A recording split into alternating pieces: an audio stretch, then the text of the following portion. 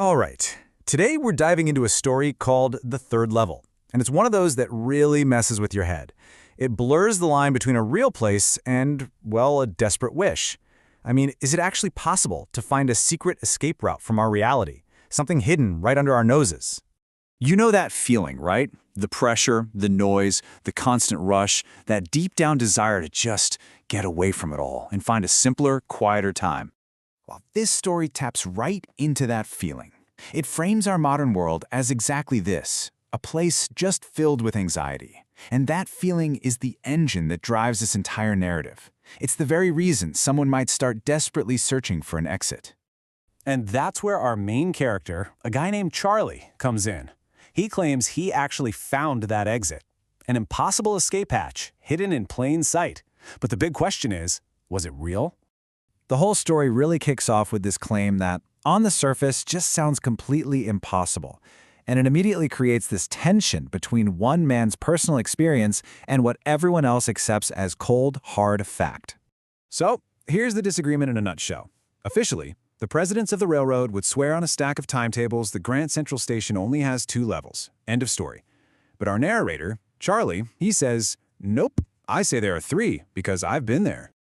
Now, Charlie tries to be rational about it. He goes to his friend, who just so happens to be a psychiatrist, and his friend immediately dismisses the whole thing. He calls it a waking dream wish fulfillment, which is really just a fancy way of saying, look, you're unhappy with your life, you want to escape, so you had a super vivid daydream. And just like that, everything about Charlie's life gets re-examined through this new lens. His friends all agree with the psychiatrist. Even his stamp collecting is no longer a simple hobby. Oh no, now it's a temporary refuge from reality. Another symptom of his deep-seated desire to run away from the present. But hold on, let's push all that psychoanalysis aside for a second. What did Charlie actually experience? Let's step into his shoes and follow him on this strange and unbelievable journey he says he took. It all starts with him just getting lost in Grand Central, but he describes the station not as some static building, but as a living thing, something that was growing like a tree, always pushing out new corridors like roots.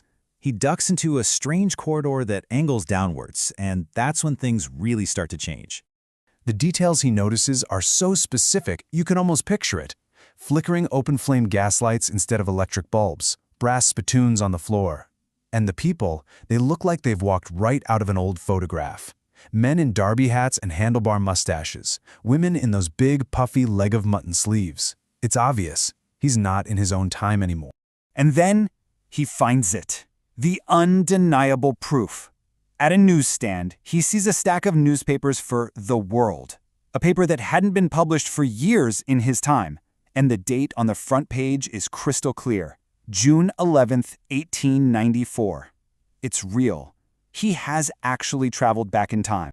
So Charlie realizes he has an opportunity that most of us can only dream about. He can actually escape.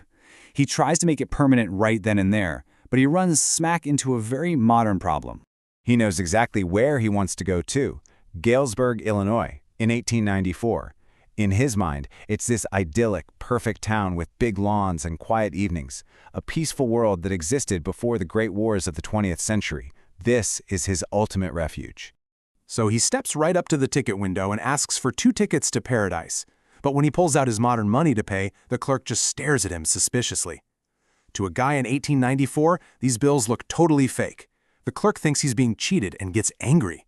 Fearing he's about to be arrested, Charlie has no choice but to turn and run. But he doesn't give up. The very next day, he goes to the bank, withdraws his savings, and exchanges them for old-style 1890s currency. He is ready to go back. But he can't. He tries again and again, but the corridor to the 3rd level, his portal to the past, is just gone. After a while, Charlie gives up the search. Life kind of returns to normal. But just when the 3rd level is starting to feel like a fading, impossible memory, a new piece of evidence emerges. The first clue is a bit strange, and honestly a little unsettling. His psychiatrist friend, Sam Weiner, the very one who called the whole thing a delusion, suddenly vanishes, without a trace. Okay, so to understand this next twist, we need a quick lesson in stamp collecting. There's this thing called a first-day cover. When a new stamp is issued, collectors put it on a blank envelope and mail it to themselves on the very first day. The postmark proves the date, and they keep the envelope sealed as a collector's item. So one night, Charlie's going through his grandfather's old stamp collection, and he finds something that just shouldn't exist. It's a first-day cover addressed to his grandfather in Galesburg. The postmark is perfectly clear, July 18th, 1894. And the strangest part, remember how they're supposed to be empty?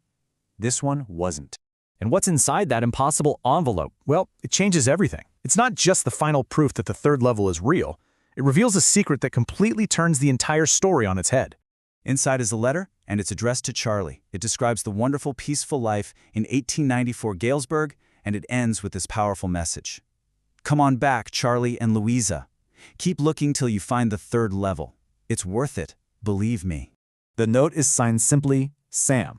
So you have to ask yourself, who is this friend who not only believed Charlie, but actually found the third level for himself, and then somehow sent a letter back through time?